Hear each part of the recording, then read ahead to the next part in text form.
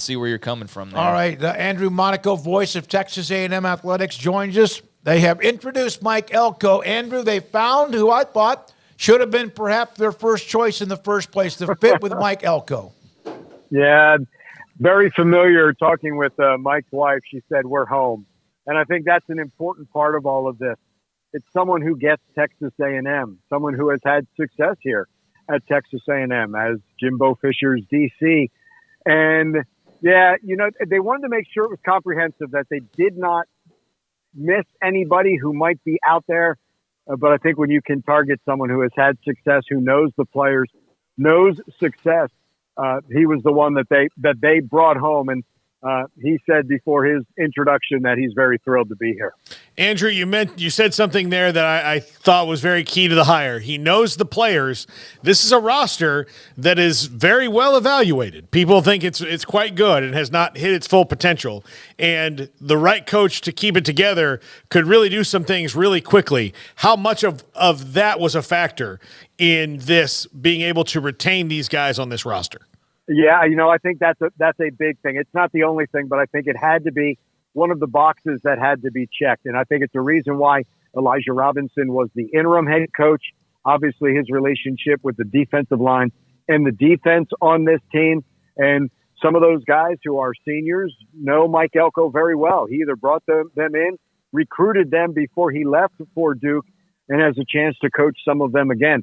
That's important because with the change in coach in midstream like this, there's a new 30-day window in the transfer portal that is available for all the players. So the hire, I think, needed to be quick because you have early signing period, you have a transfer portal of guys who can leave, you can get your plans started, and now Mike can also start getting a list of who he wants as his assistant coaches.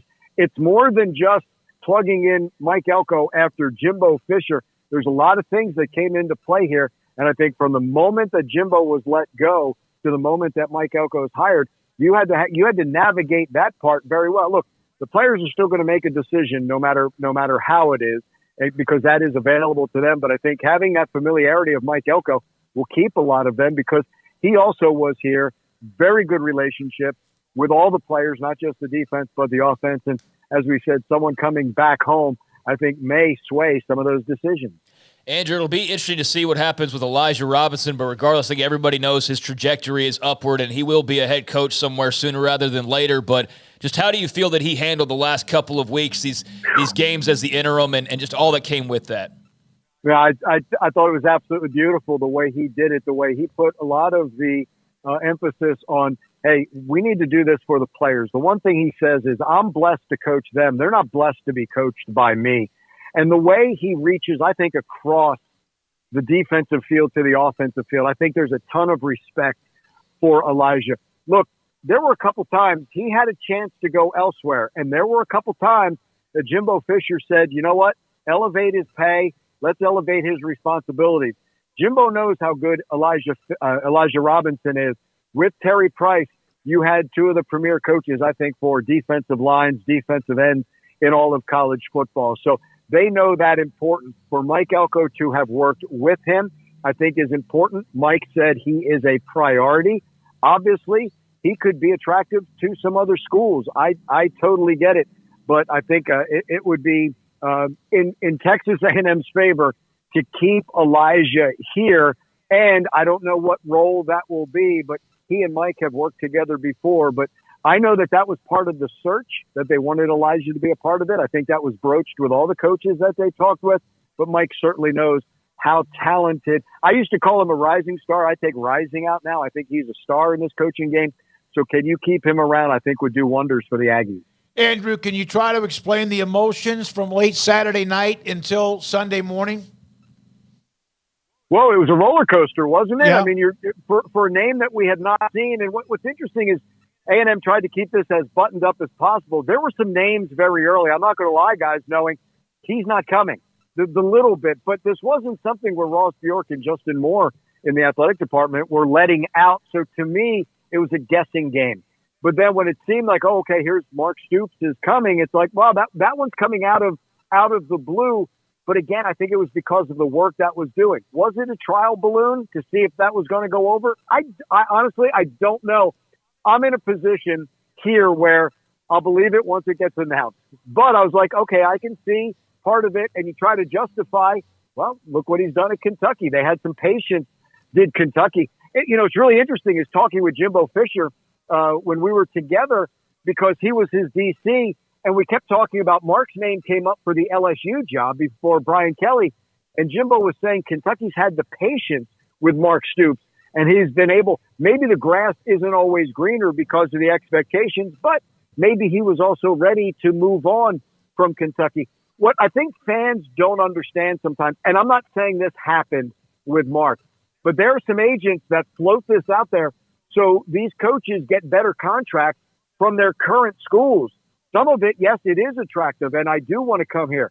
Other times it's the agent saying, hey, let's see what else we can get out of this school right now. So that's really the hard part, I think, in any kind of these coaching searches. Where is the fire coming? If you're seeing the smoke, but where's the fire coming from? The school who's hiring, the school, the agent who wants something better for his coach. That's the interesting part is you never really get that with all these rumors. Where is all this information coming from? Andrew, the fan base is kind of stretched to the limit, right? With, expectations and hope. Does Mike Elko's kind of steady personality maybe help them transition a little bit better season to season now that the hype on, giving Jimbo Fisher a trophy without a date on it and all that stuff is past? Right. I think there's not that he was not, because for 6 years I work with someone who I think is absolutely genuine. The thing I was saying about Jimbo is he's left this program in better shape than when he took over. And that, I think, is what made it so attractive, from facilities to the talent on the field. There's a genuineness, though, and there's an honesty. And you guys know Aggies prize that. They know fraud. And with Mike Elko, look, he can be very honest. He can hit you right between the eyes. There's a little bit of that Northeast honesty that is there. But I think the way he embraced Texas A&M while he was here, I think the way he embraced not just the team, his players, but, he had high school children here, and they were immersed in everything that was going on here. And I think that was also some of the attractiveness to Mike Elko. Here's a regular guy at his son's baseball game as they go, throughout the season in the spring and all of that. I think because he was immersed in all of this makes it feel like here's someone who, I know he was here only 4 years, but here's someone who is coming home. I was interested to see how we were going to handle it. And the way Ross Bjork said, our director of athletics, welcome back Mike Elko, I think was important. He is back. It's a place where he's comfortable, and it's a place that he can call home. Andrew, you kind of touched on it there, but just what was the scene like for this introductory press conference? What was kind of the atmosphere? Yeah, a lot of excitement, and you open it up to just not just your board of trustees and your board of regents and some of the VIPs, but it was welcomed by folks around here. So the Hall of Champions was full, and when he gets introduced, all you're hearing is whoops and people standing. You got the standing ovation, and it seemed to move him a little bit. You never know what that's going to be like, and to me, it was very well received. Look, you guys know it's one step in the process. You have to win the press conference, right? And I think they did that.